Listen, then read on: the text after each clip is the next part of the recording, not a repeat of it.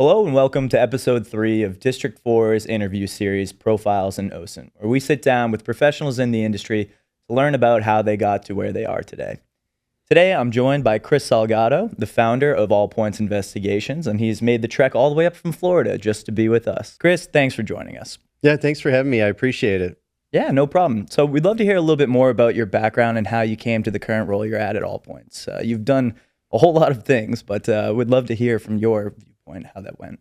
Yeah, sometimes I have to reflect on where I came from because where I'm at, I'm pretty happy with where I'm at, and just kind of looking at the kind of turn of events and the pathway that I got here from.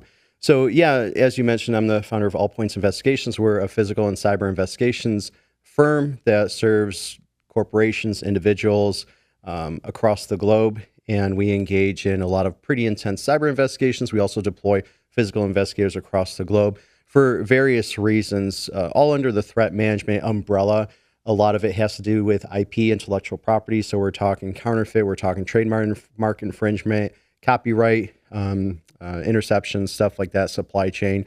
But we also do threat management within the scope of like cyber stalking, whatever that might look like, whether it's a C-suite person from one of the companies that we work with, one of their C-suite members says, "Hey, Chris, I got this half-wit sprouted up on a social media platform saying, I hate you, I hate your company, I want to kill you. If you don't believe me, boom, here's your information." They dox them, right? On that social media platform there.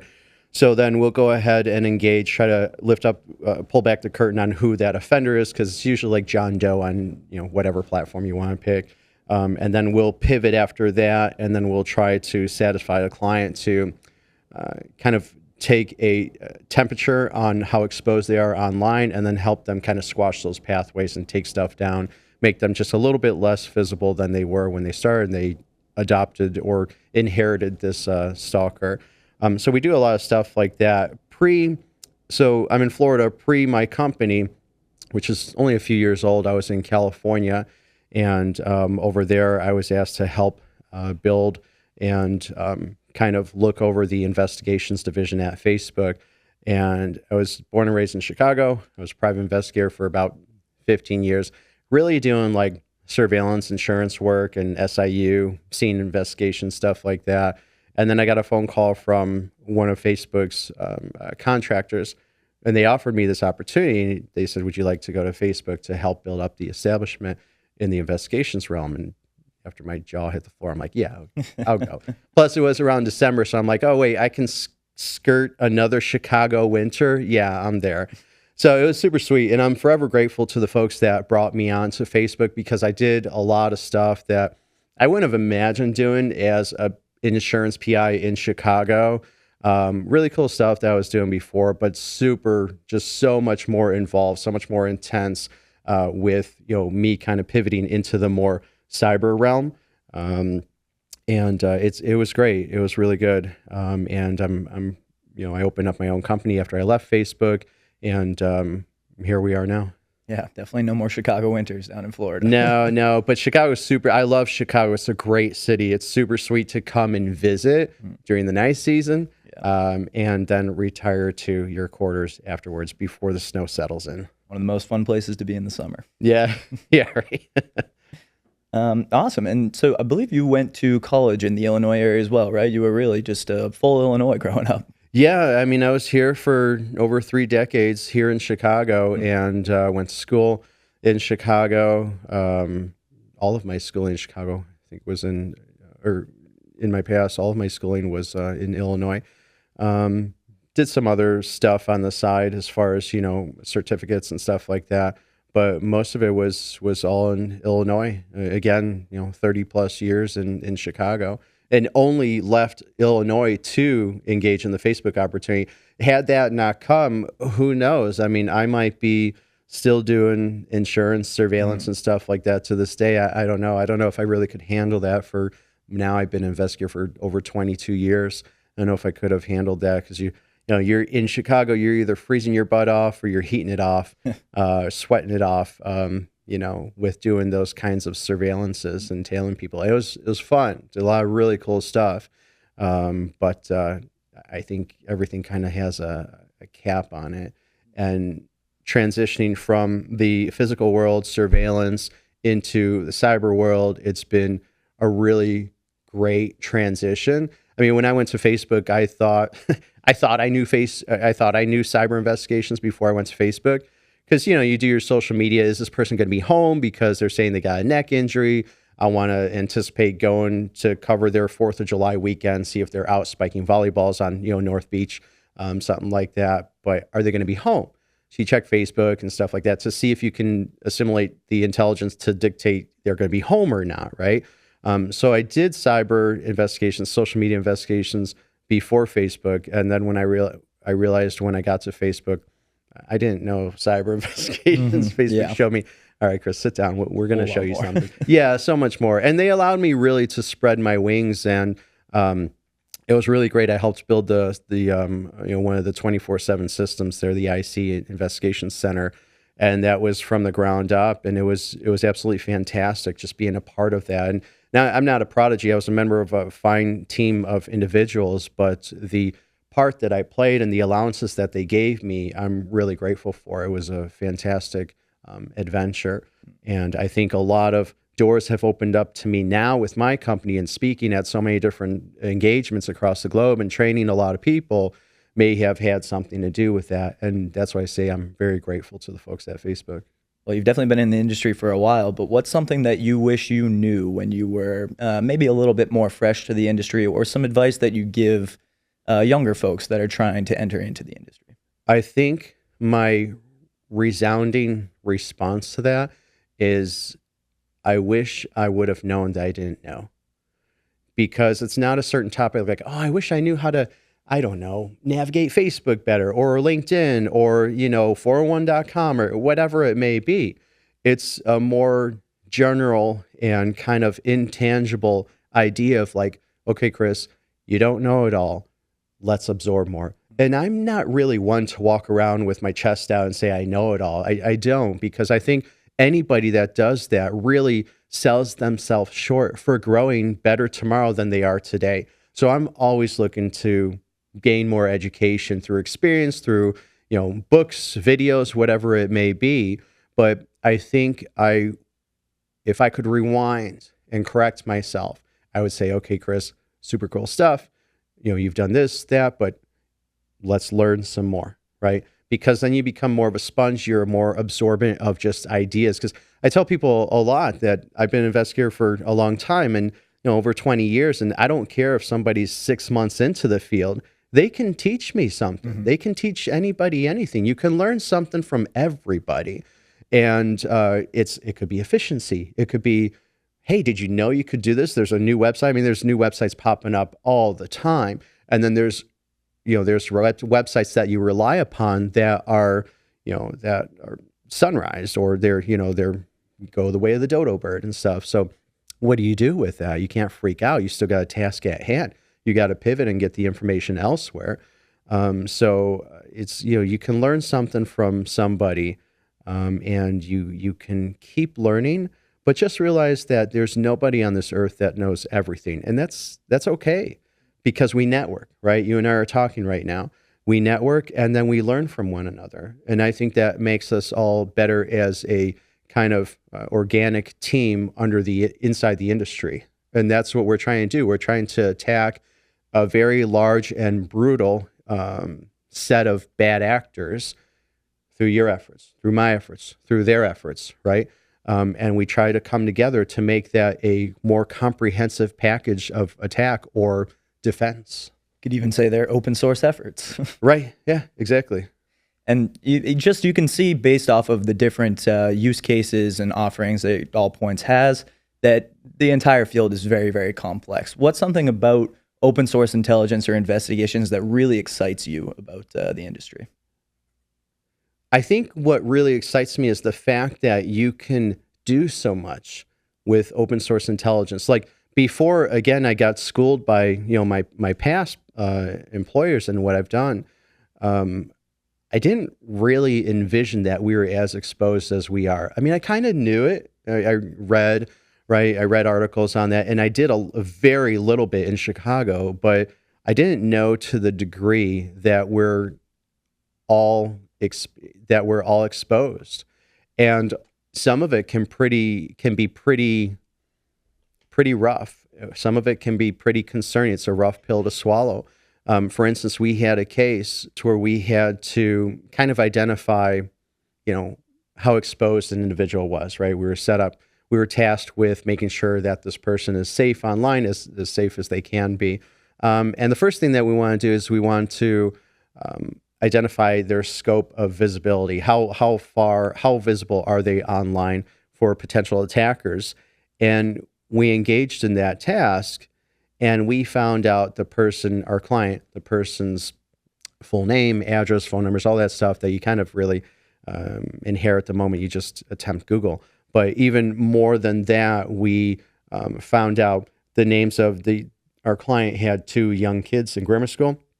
Found out that the names of those kids, it was a boy and a girl in grammar school, what school they went to, what grade they were in. We even found the list of their vehicles, their license plates. This is all open source. This is not me, hitting a database as a licensed PI, right? This is all open source stuff. And we found out what medicines every one of the family members were on. We found out their full socials. We found out their kind of notes in that regard. We even found it was a caretaker. It wasn't quite a babysitter. We found out information on that caretaker. We found out information on what path that caretaker took from the house to the school.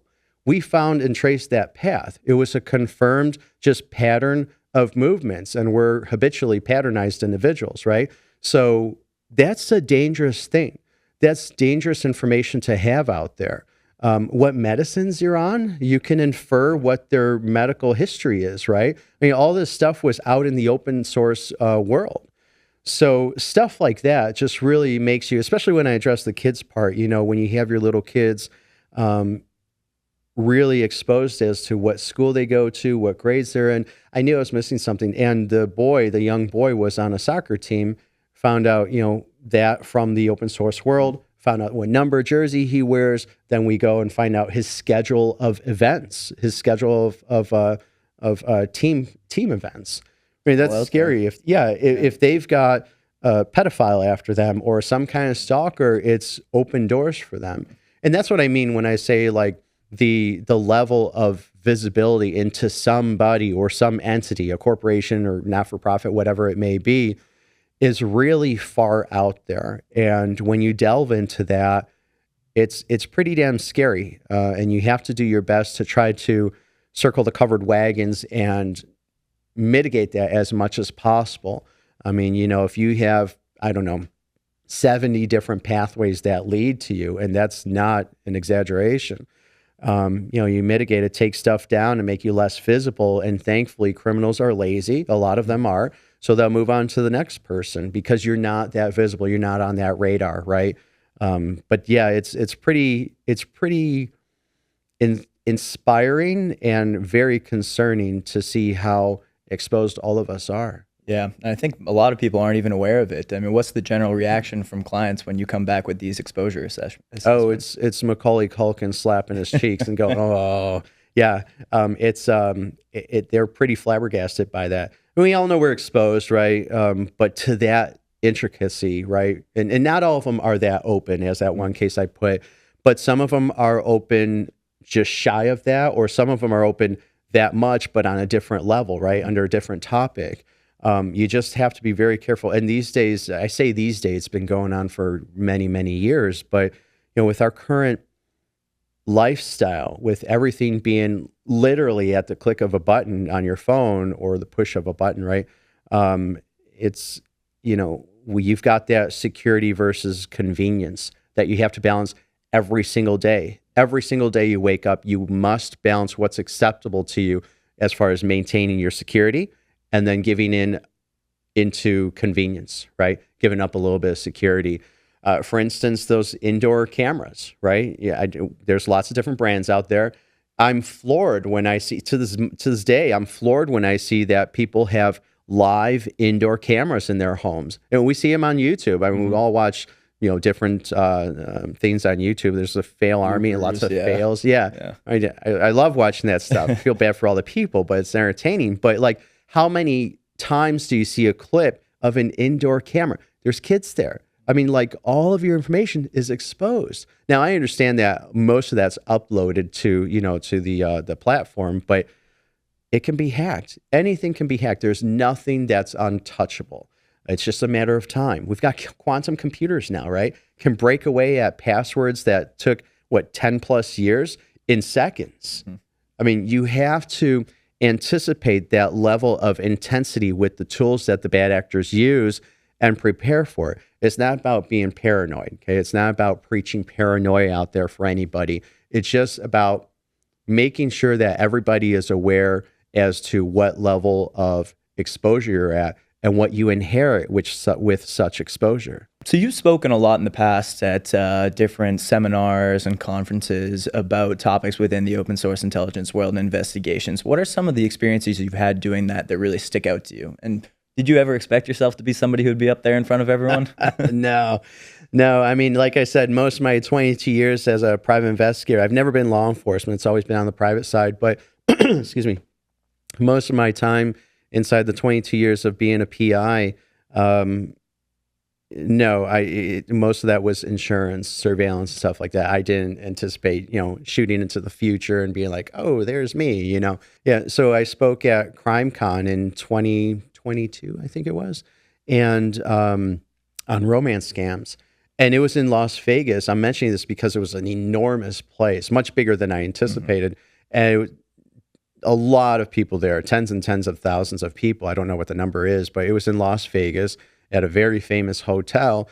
And I was sharing the stage with folks like Chris Hansen, Nancy Grace, Steve Wilkos, CNN anchors. And I was just like, I spoke individually, right? But I was on the same billboard as them, right? Or Bill.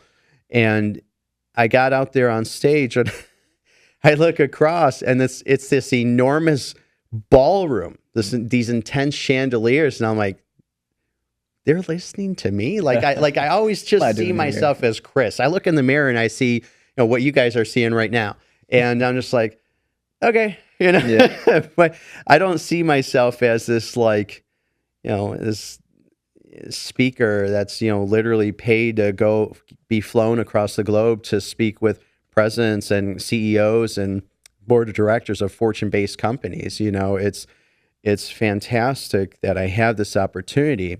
But I think to answer your question more directly, I think what stands out is just this constant, and this is no attack against anyone in my audience, but just this constant educational piece of wow, I had no idea I was that exposed. Well, I had no idea that these guys can do that. Well, I had no idea that you could chase these people down this way, right? I mean, I spoke on romance scams in Vegas, and we projected a real case on the PPT behind me, and it was a real case that this lady hired us for. Her mom was engaged in what she thought was a romance scam. The daughter hired me on and said, hey, Chris, mom's just not listening to anybody. She says, I'm in love with this guy. He's in love with me too. We're going to get married. Of course, he's overseas, right? And he's going to come here. I just got to give him a little bit of money, and then he's going to come here and marry me. And she was an elderly person, the mom, the victim. And she, at that time that the daughter called me, the mom had willingly given up over $300,000 of her money. And the salt in that wound was her husband died of 40 years being together, and her husband always just kind of grilled into her, just hey, don't ever go into debt. Don't ever have any debt. And within that, and he paid cash, or he was a fairly wealthy guy. So he was able to do stuff like that. And inside the $300,000 that she gave willingly to this scammer, she was now in debt for over $60,000. So, and this guy sprung up on one of the social media platforms, a scammer, saying, hey, I'm sorry to learn of your husband's recent death. Let me know if you need anything. They always start light, right? You got a dog that just died, and they're just fantastic dog fans, right? Oh, my dog just died too, not too long ago. Oh, your dog looks like mine. I mean, they mirror everything that you say, right? Because they still, yeah, exactly. So they always start out like, hey, I'm here for you, just let me know if you need anything. It progresses very quickly because that's how they are. They're motivated financially and they want that money now, right? But they don't start out like that because that's a big, like, shut the door, this is a scammer. But, they start out slow and you're emotionally vulnerable. And I tell people this all the time, and it irritates me when people say, oh, that'll never happen to me. Well, of course it won't, because you and I are talking about it right now. Yep.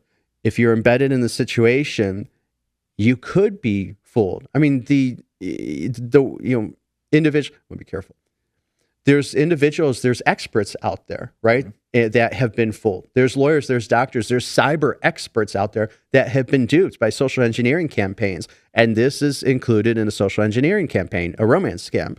And people say, oh, that won't happen to me. Well, yeah, you're on the outside. We're talking about it right now. But when you're emotionally vulnerable, doesn't matter how many certificates you have on that wall saying you're super smart. It doesn't matter. All of that goes out the window because your heart's involved. And being humans, we have hearts. Having hearts, we have heartstrings that can be pulled upon.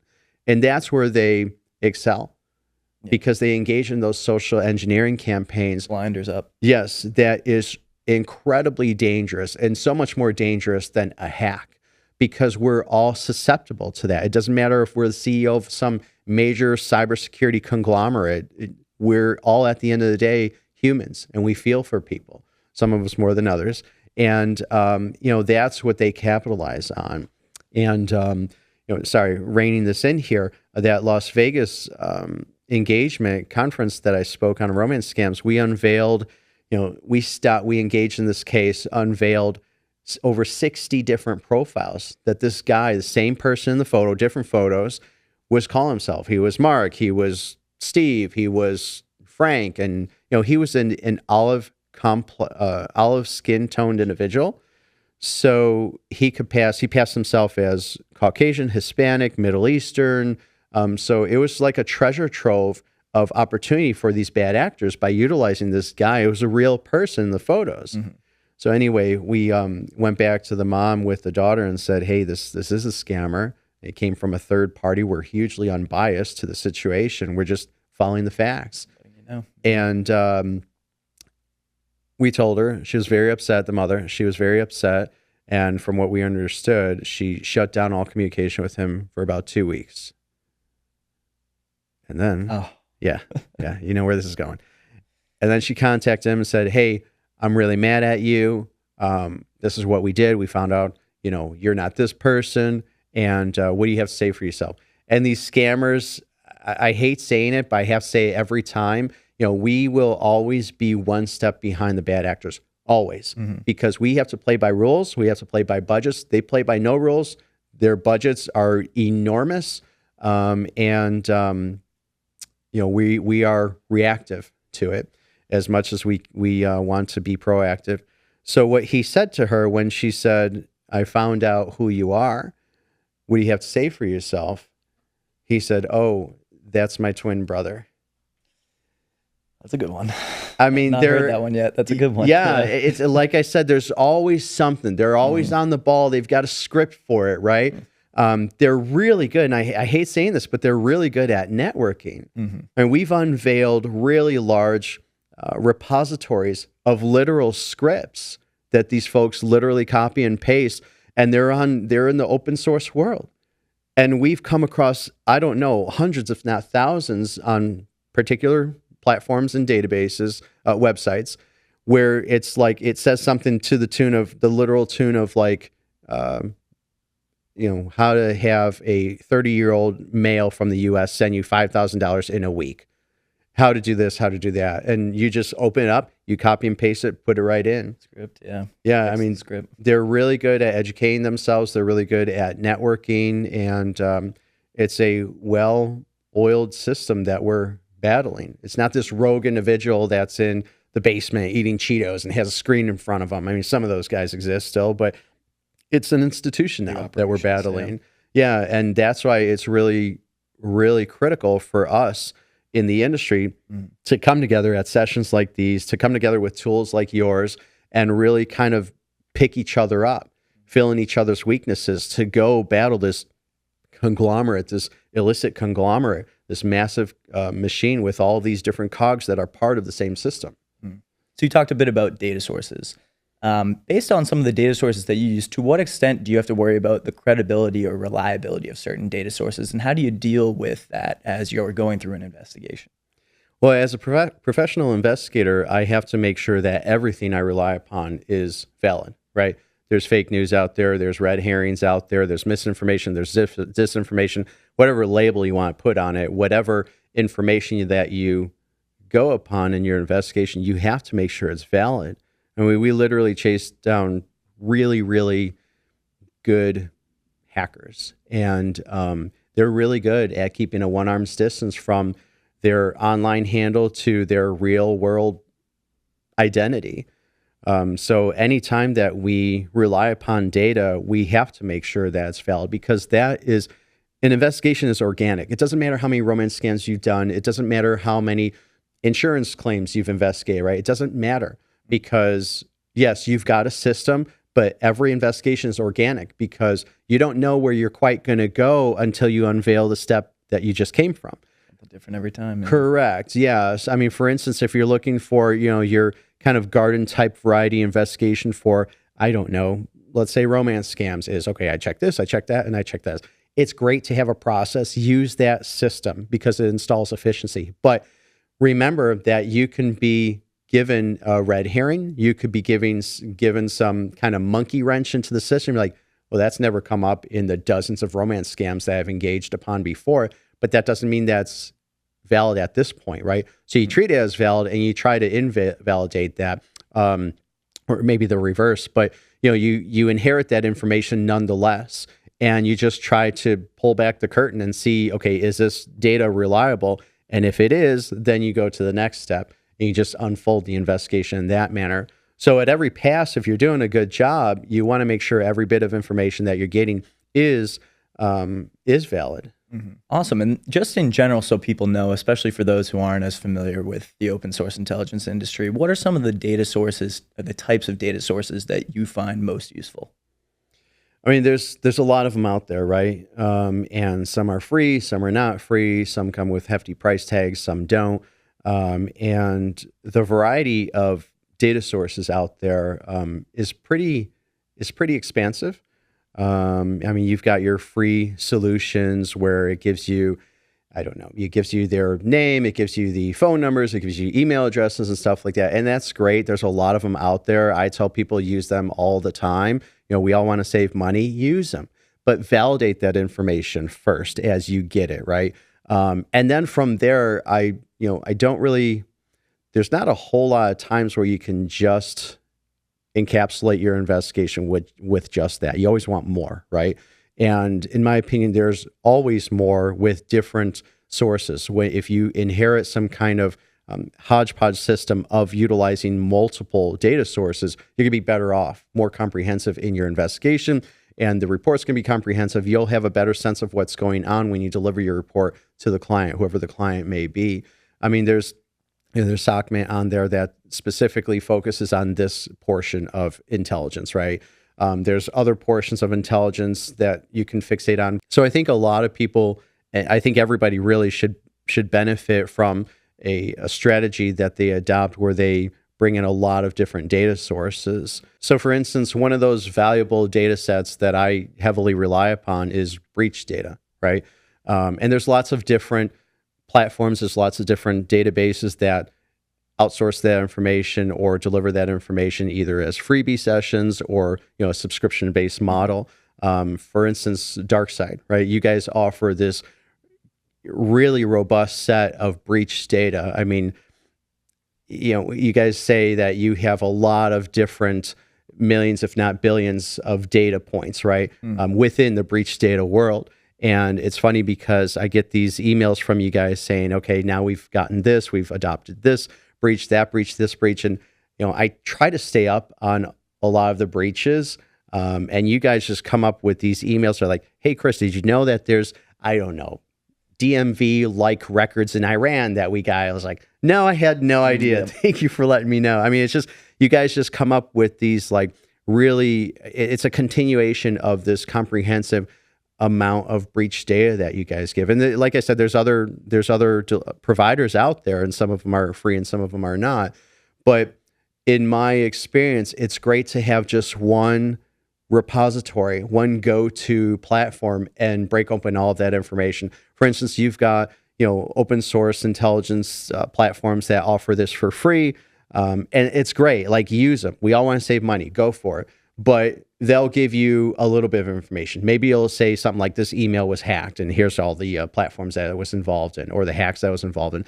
That's great. But to find out what was hacked and what is beyond the email, because a lot of times it's not just the email, it's the profile. The email is the trigger into that profile for your query to see if it was breached, right? But there's a lot of other information on there.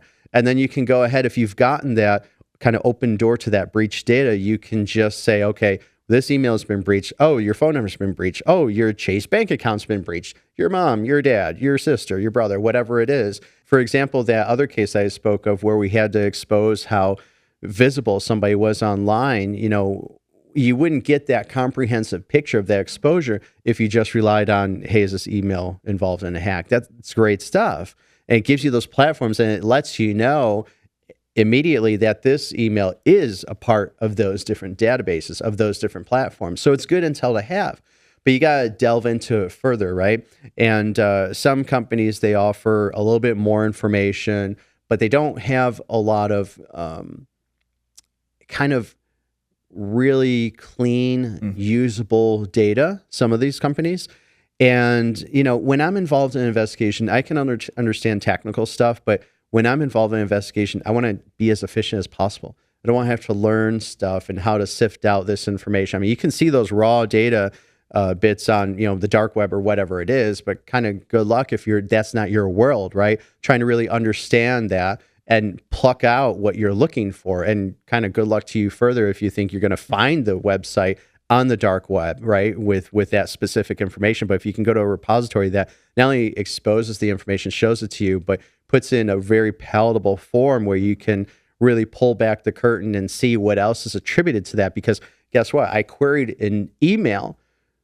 I'm interested in that email, but I'm also interested in what links to that email, right? That's what we're looking for here. So I will find, okay, well, this person is in New York. It's a U.S. person, but they have a home in Italy. I found their address in Italy. I found their landline in Italy. I mean, that opens up the exposure rate to them if you're trying to keep your client safe online, right?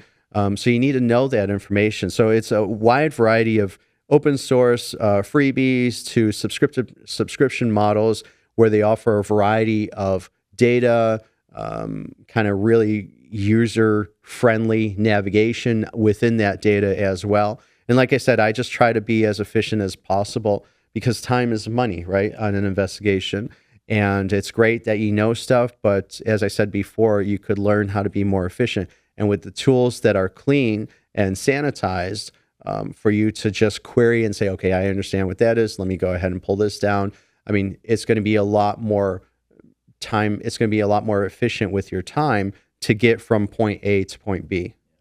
It's hardly ever a straight line, too. There's too much of a smorgasbord of different data sources. You just have to find what the quickest way is. Yeah, exactly. Like I said, this is all open source intelligence, right? That's what this is about. But, we go to these platforms, these databases such as Darkside to try to say, okay, help me out. I know there's information out there, or I expect there's information out there. How can I look at in kind of a snapshot view to understand comprehensively through that snapshot view? So I'm not delving into the dark web and hoping I can ever see that website up again, right? Because it could be defunct by the time I engage the dark web. So it's very critical to not only have that information, but deliver it into a palatable format for the clients to read the information, analyze it, and turn that information into intelligence. That's the whole goal. Yeah. Awesome. Well, we're getting towards the end here, but would love to hear your stance on what some of the emerging trends you see are within the industry, especially as we go through 2024 here.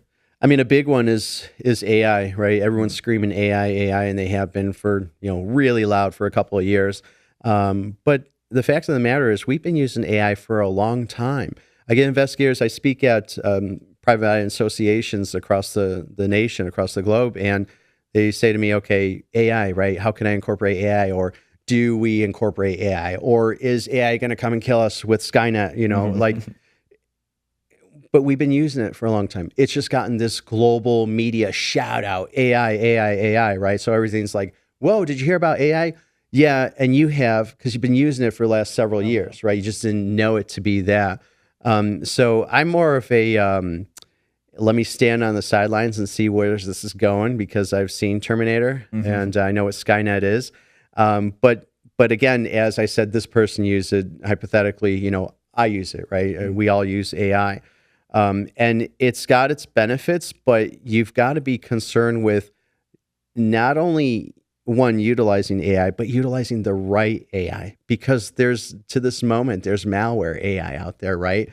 And you could be you could be like, oh, let me try this AI app, right? You download it onto your computer, it's the wrong one to download. Now you just inherited malware or a virus, right? Or you have on your phone, and there's been broadcasts across the media of AI with malware attached to it on your phone. You don't know which one to go to. I mean, we all have the big names that we can go to, but the other thing that you have to be mindful of is the information that you're giving it. You're running an investigation. It's sensitive. It's confidential. You can't just blow it out into AI and say, AI is this big Band-Aid. It's my big support team. Make it happen. Yeah. Go. You know, you can't do it that way.